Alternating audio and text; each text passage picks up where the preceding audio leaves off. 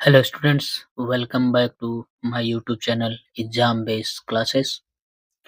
जैसा कि स्टूडेंट्स आप लोगों की परीक्षाएं नज़दीक आ रही हैं, उसको ध्यान में रखते हुए कुछ बच्चों का कमेंट था कि सर जियोमेट्री के जितने थ्योरम हैं, जितने प्रमेय हैं, उनको सर सॉल्व कराइए, उसको थोड़ा समझाइए। तो उन कमेंट्स को ध्यान में रख के मैं ये वीडियो बना रहा हूँ। वीडियो अगर आपको अच्छी लगे तो हमारे चैनल को सब्सक्राइब करें, वीडियो को लाइक करें तथा अपने दोस्तों के साथ शेयर करें। जैसा कि आप देख पा रहे हैं, थेल्स प्रमेय लिख रहा है कि आधारभूत अनुपातिक प्रमेय। इस प्रमेय को आपके क्वेश्चन पेपर में हो सकता है लिखा मिल जाए आधारभूत अनुपातिक प्रमेय।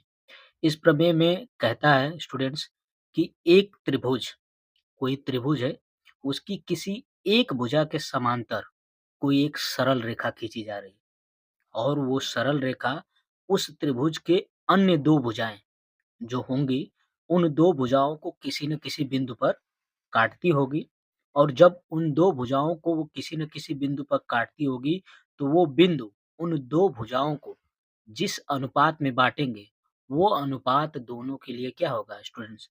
समान होगा और इसी चीज़ को ये क्वेश्चन आपका सॉल्व करने के लिए कह रहा है कि सिद्ध करिए कि जो उनका अनुपात होगा, वो क्या होगा? समान होगा। जैसा कि स्टूडेंट्स क्वेश्चन में दिया है, सबसे पहले हम इसके लिए एक फिगर बना लेते हैं। तो आइए फिगर बनाते हैं स्टूडेंट्स। स्टूडेंट्स जैसा कि आप देख रहे हैं, मैंने एक त्रिभुज बना लिया है और त्रिभुज में कह रहा है कि भुजा बीसी के समांतर एक रेखा है एई। बीसी के समांतर एक रेखा है एई और कह रहा है कि जो डी बिंदु है और ई बिंदु है, इसकी भुजा एबी और एसी को, एबी को डी बिंदु 2 भागों में बाँट रहा है और एसी को ई बिंदु 2 भागों में बाँट रहा है।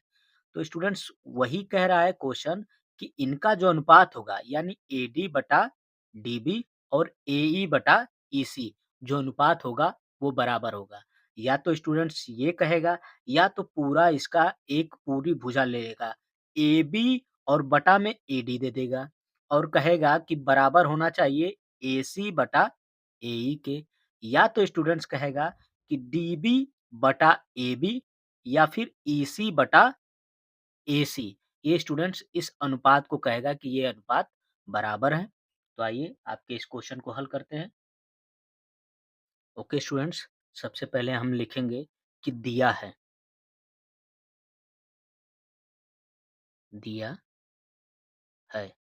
क्वेश्चन में क्या दिया है स्टूडेंट्स, उस चीज को हमें क्या करना है, लिखना है कि दिया है। क्या दिया है स्टूडेंट्स, दिया है कि एक त्रिभुज है ए, बी और सी। हमारे पास एक त्रिभुज है ए, बी और सी और उसमें कह रहा है कि एक भुजा के समांतर, एक भुजा के समांतर, एक भुजा के समांतर भुजा आपकी हो जाएगी बीसी के समांतर एक रेखा डीई। ओके स्टूडेंट्स, डीई क्या कर रही है, खींची गई है, खींची गई है, जो शेष दो भुजाओं को, दो भुजाओं को बिंदु डी तथा ई पर काटती है।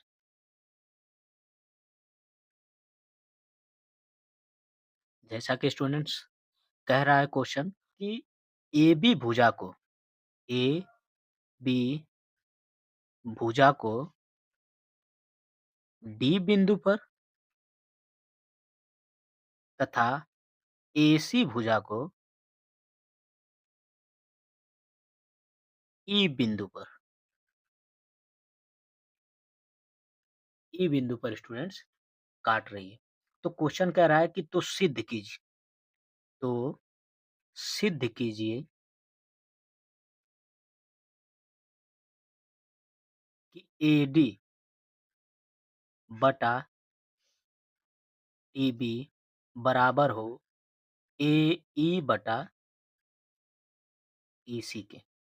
स्टूडेंट्स, आपसे या तो इसको देख के पूछ सकता है कि इसको आप सिद्ध करिए, या तो आपके क्वेश्चन पेपर में बदल देगा कि AD बटा आपकी पूरी भुजा को ले लेगा AB बराबर कर देगा AE बटा AC के।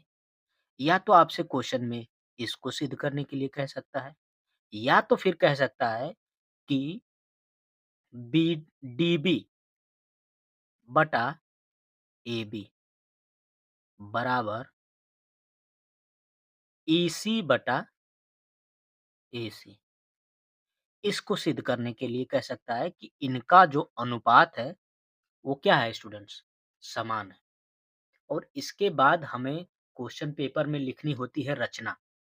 रचना लिखेंगे स्टूडेंट्स। रचना लिखेंगे स्टूडेंट्स, जैसा कि फिगर आप देख पा रहे हैं। ओके स्टूडेंट्स, तो रचना में हमें क्या करना है कि हमें इसके 2 बिंदुओं को मिलाना है। B बिंदु को E से मिलाना है और C बिंदु को D से मिलाना है। ओके स्टूडेंट्स, आइए आपके इस चीज़ को, रचना को लिखते हैं और आपको हल करके दिखा रहा हूँ कि इसको कैसे सिद्ध करना है। हमने B बिंदु को E से मिला दिया और D बिंदु को C से मिला दिया। इसको स्टूडेंट्स हमें क्या करना है? रचना में लिखना है। साथ के साथ स्टूडेंट्स हमें क्या करना है कि हमें भुजा AB पे भुजा पर EC E जो बिंदु है, AB भुजा पर E से हमें क्या करना है? लंब डालना है तथा D से हमें जो लंब डालना है वो AC भुजा पे डालना है। ओके स्टूडेंट्स, तो आप रचना में लिखेंगे कि हमने B को E से मिलाया, C को D से मिलाया तथा भुजा AB पर हमने लंब डाला और भुजा AC पर हमने D से क्या किया? लंब डाला। तो आइए स्टूडेंट्स, आपको AB भुजा पर लंब डालते हैं स्टूडेंट्स।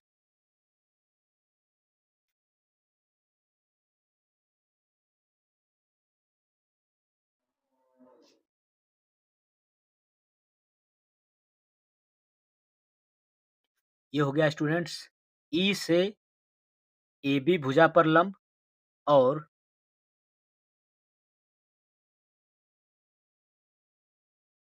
D से AC भुजा पर लंब। ओके स्टूडेंट्स, रचना में इस चीज़ को लिखेंगे, मेंशन करेंगे, साथ के साथ हम इसे एक पॉइंट दे देते हैं। हमने मान लिया कि ये है F और ये है पॉइंट G, जहाँ पे लंब डला है स्टूडेंट्स। ओके स्टूडेंट्स, इस फिगर को आप ध्यान रखिए। आइए आपके आगे इस क्वेश्चन को हल करते हैं। सो स्टूडेंट्स, हमने जो रचना की है उसको हम लिख लेते हैं। हमने रचना की है कि बिंदु B को E से तथा बिंदु C को D बिंदु से मिलाया तथा E बिंदु से भुजा AB पर लंब EF तथा बिंदु D से भुजा AC पर लंब DG डाला। यह स्टूडेंट्स खींचा। ओके स्टूडेंट्स, हमने जो रचना की है, हमने उस रचना को लिख लिया। अब हम इस क्वेश्चन को हल करेंगे उपपत्ति। ओके स्टूडेंट्स, यहाँ से आपका मेन आपका क्या होता है? सॉल्यूशन स्टार्ट होता है इस प्रमेय का। ओके स्टूडेंट्स, उपपत्ति में आप फिगर को देखेंगे, फिगर को आप ध्यान से देखें स्टूडेंट। ये रहा आपका फिगर। हम इसमें देखेंगे कि हमारा जो त्रिभुज बन रहा है, त्रिभुज बी, डी और ई, बी, डी, ई, ये एक त्रिभुज बन रहा है स्टूडेंट्स। साथ के साथ त्रिभुज बन रहा है सी, ई और डी, सी, ई और डी। ये स्टूडेंट्स एक त्रिभुज बन रहा है। ये दोनों त्रिभुज क्या है स्टूडेंट्स? ये दोनों त्रिभुज एक ही आधार से बने हैं। इसका आधार क्या है स्टूडेंट्स? डी, ई है। और साथ के साथ ये दोनों जो त्रिभुज बने हैं, वो क्या बने हैं स्टूडेंट्स? दो समांतर रेखाओं के बीच स्थित है। जैसा कि स्टूडेंट्स आप इस फिगर में देख पा रहे होंगे, इस चीज को हमने क्या किया? ढक दिया। और यहाँ कह रहा है कि ये दो समांतर रेखाएं हैं। समांतर रेखाएं डी, ई और डी-सी, इन्हीं के बीच वो त्रिभुज स्थित है। डी को हमने क्या किया? ई से मिलाया और ये स्टूडेंट्स एक त्रिभुज बना बी-डी-ई। साथ के साथ सी को हमने जब डी से मिलाया तो एक त्रिभुज बना हमारा सी-ई और डी। ये दोनों त्रिभुज क्या है? एक ही आधार डी-ई, एक ही आधार डी पर स्थित हैं, साथ के साथ दोनों क्या है? ये 2 समांतर रेखाओं के बीच स्थित हैं, 2 समांतर रेखाओं के बीच स्थित। तो इस चीज़ को हम लिखेंगे स्टूडेंट्स उपपत्ति में। उपपत्ति में स्टूडेंट्स हम लिखेंगे कि त्रिभुज बी, डी, ई तथा त्रिभुज सी, ई, डी। ओके स्टूडेंट्स, सी, ई, डी एक ही आधार पर, एक ही आधार से बने 2 त्रिभुज हैं तथा दोनों समांतर रेखाएं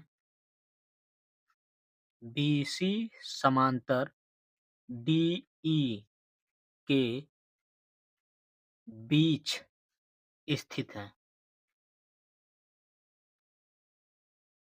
ओके स्टूडेंट्स, इस क्वेश्चन में, इस थ्योरम में आपको लिखना होता है बहुत, और बहुत ध्यान से लिखना होता है, क्योंकि अगर एक भी पॉइंट आपका मिस हुआ तो आपकी थ्योरम क्या हो जाएगी स्टूडेंट्स? गलत हो जाएगी। अब इस वजह से उत्पत्ति हमने लिख लिया कि ये 2 त्रिभुज एक ही आधार पे बने हैं, साथ के साथ 2 समांतर रेखाओं के क्या है? बीच स्थित हैं। इसकी वजह से स्टूडेंट्स क्या होता है कि इन दोनों का क्षेत्रफल क्या होगा? एक बराबर हो जाएगा। क्या हो जाएगा स्टूडेंट्स? इन दोनों त्रिभुज का बी, डी और ई, ये तो त्रिभुज है, इसका क्षेत्रफल, साथ के साथ त्रिभुज डी, ये जो त्रिभुज है आपका सी, ई और डी, इसका क्षेत्रफल क्या हो जाएगा स्टूडेंट्स? बराबर हो जाएगा। तो आइए लिखते हैं, त्रिभुज बी, डी, ई का क्षेत्रफल बराबर हो जाएगा स्टूडेंट्स आपका त्रिभुज सी, ई, डी के क्षेत्रफल के। ओके स्टूडेंट्स, ये हो जाएगा हमारा समीकरण नंबर 1। क्या हो जाएगा स्टूडेंट्स? ये हो जाएगा समीकरण नंबर 1। जैसा कि हमने स्टूडेंट्स लंब डाला, एक त्रिभुज आपको दिख रहा है ये बी, डी और ई, साथ के साथ त्रिभुज दिख रहा है ए, डी और ई। एक त्रिभुज आपको ये दिख रहा है स्टूडेंट्स, और दूसरी तरफ देखेंगे तो त्रिभुज दिख रहा है सी, ई, डी और एक त्रिभुज दिख रहा है हमें ए, डी, ई। आपका अगला स्टेप हो जाएगा स्टूडेंट्स कि त्रिभुज, हम ऊपर वाले त्रिभुज को ले रहे हैं स्टूडेंट्स ए, डी और ई को, ए, डी और ई को। तो आपका हो जाएगा ए, डी, ई का क्षेत्रफल बटा, हम नीचे वाले त्रिभुज को ले रहे हैं बी, डी और ई। त्रिभुज बी, डी और ई का क्षेत्रफल। ओके स्टूडेंट्स, हमने पहले त्रिभुज के क्षेत्रफल से दूसरे त्रिभुज के क्षेत्रफल को भाग दे दिया और ये बराबर आपका क्या हो जाएगा? किसी भी त्रिभुज का क्षेत्रफल होता है स्टूडेंट्स 1/2 गुणे उसका आधार और उसकी ऊँचाई। तो इसका आधार आपका हो गया ये, ओके स्टूडेंट्स, आपका आधार हो गया ये और आपका लंब हो गया ये।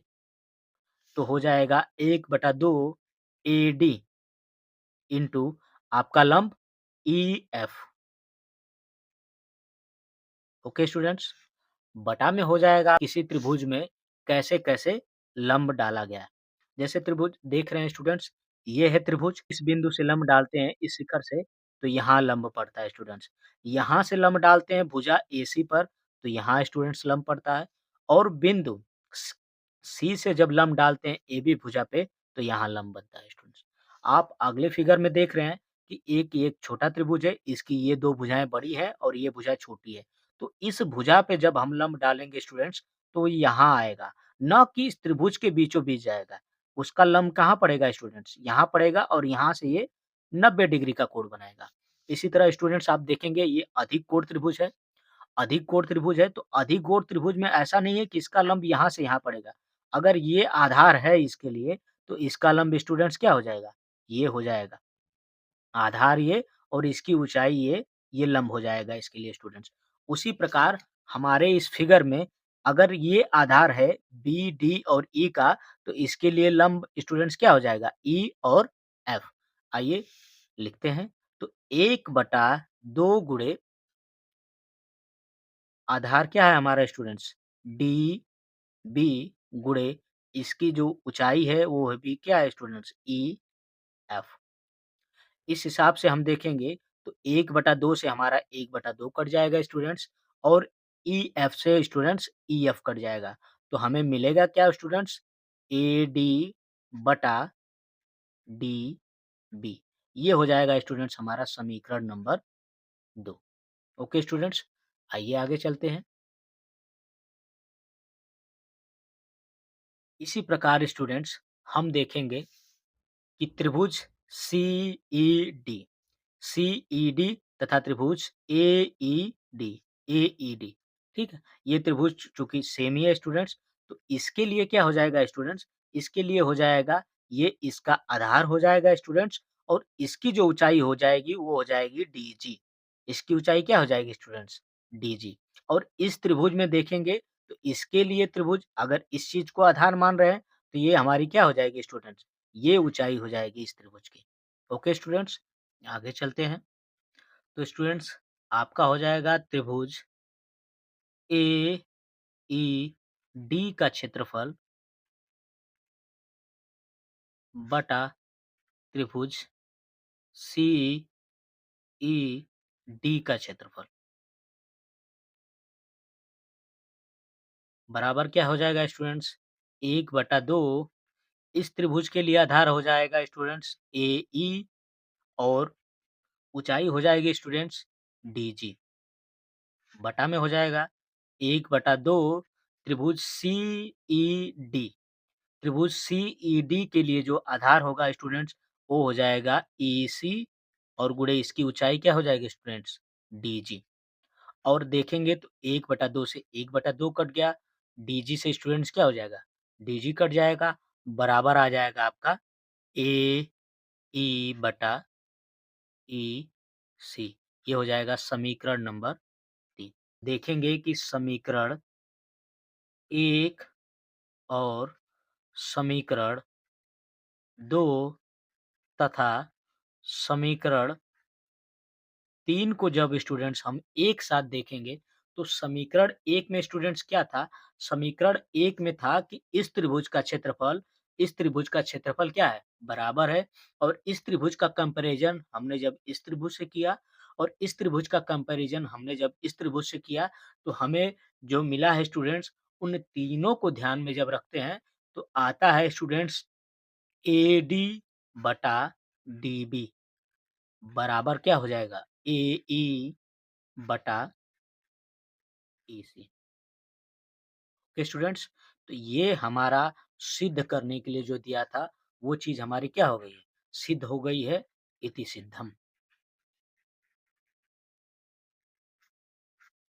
ओके स्टूडेंट्स, जो हमारा पहला पॉइंट था, वो हमारा पहला पॉइंट स्टूडेंट्स क्या हो गया है? सिद्ध हो गया है। ओके स्टूडेंट्स, हमारा सेम टू सेम यही पॉइंट आया है, AD बटा DB बराबर AE बटा EC, और यहाँ है AD बटा DB बराबर AE बटा EC। ओके स्टूडेंट्स, ये चीज़ हमारी सिद्ध हो गई है। साथ में आपको इसे और जब इसे सिद्ध करना है, आइए इस चीज़ को हल करते हैं स्टूडेंट्स। अगर आपको हमारी वीडियो पसंद आ रही है तो वीडियो को लाइक करें, चैनल को सब्सक्राइब करें स्टूडेंट्स। तो आइए आपके दूसरे पॉइंट और तीसरे पॉइंट को क्या है कि स्टूडेंट्स हल करते हैं। जैसा कि स्टूडेंट्स हमने इस पॉइंट को सिद्ध कर लिया। जब इस पॉइंट को हम रखेंगे और दोनों तरफ हम क्या कर रहे हैं स्टूडेंट्स, अगले पॉइंट को सिद्ध करने के लिए दोनों तरफ एक-एक क्या करते हैं स्टूडेंट्स, जोड़ देते हैं। दोनों तरफ 1 जोड़ने पर, तो AD बटा DB प्लस 1 बराबर हो जाएगा AE बटा EC प्लस 1। ओके स्टूडेंट्स, इसको हल करेंगे। जब एलसीएम लेंगे तो एलसीएम हमारा क्या आएगा? DB। एलसीएम क्या आएगा स्टूडेंट्स हमारा? DB। और यहाँ हो जाएगा स्टूडेंट्स AD प्लस, जब इसका इससे भाग देंगे और गुणा करेंगे तो स्टूडेंट्स आएगा DB बराबर हो जाएगा। यहाँ एलसीएम लेंगे तो एलसीएम आएगा EC, और ये हो जाएगा AE, और EC का जब 1 से गुणा करेंगे तो स्टूडेंट्स हमारा हो जाएगा EC। ओके स्टूडेंट्स, जैसा कि आप फिगर में इस चीज़ को देख पा रहे हैं। स्टूडेंट्स यही पूरा क्या है? AB है, और AE बटा EC यही पूरा क्या है? AC है स्टूडेंट्स। तो आइए मान को रख देते हैं। तो मान को जब हम रखेंगे स्टूडेंट्स तो हमारा हो जाएगा कि AB बटा DB बराबर हो जाएगा स्टूडेंट्स AC बटा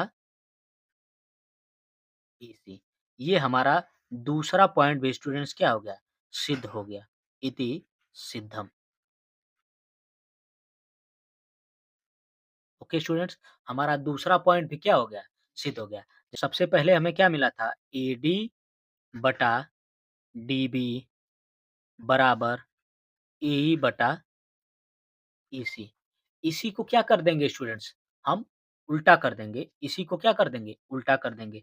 जब विलोम करेंगे, जब इसका विलोम करेंगे स्टूडेंट्स तो ये हो जाएगा DB बटा AD बराबर EC बटा AC। ओके स्टूडेंट्स, और फिर दोबारा दोनों तरफ 1 जोड़ने पर, दोनों तरफ 1 जोड़ेंगे, बैलेंसिंग में कोई इश्यू नहीं आएगा स्टूडेंट्स, दोनों तरफ बैलेंस बराबर रहेगा।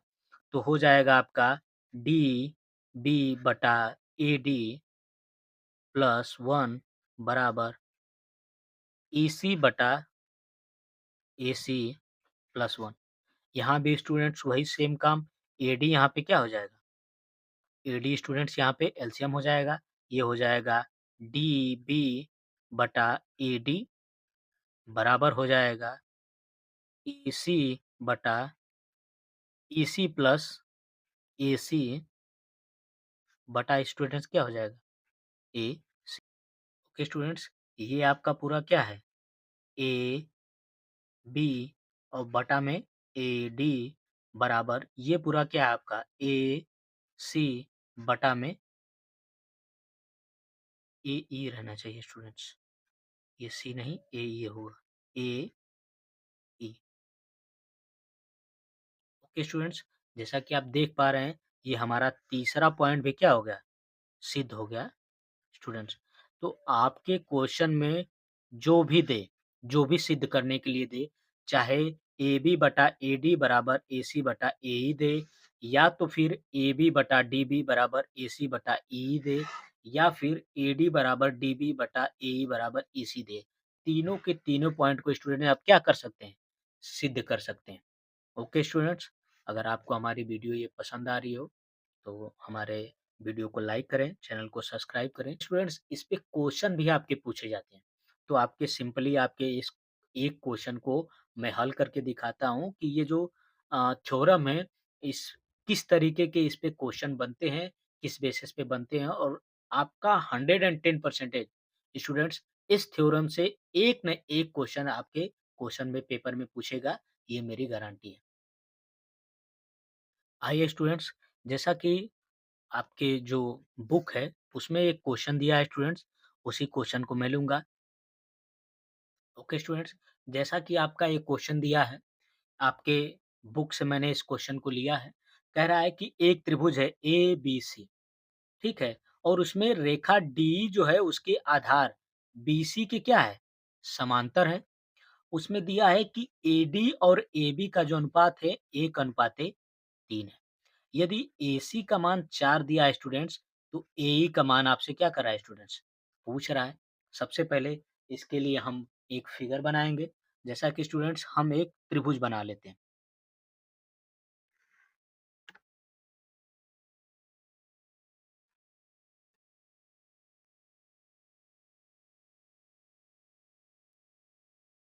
ओके स्टूडेंट्स, हमने एक त्रिभुज बना लिया।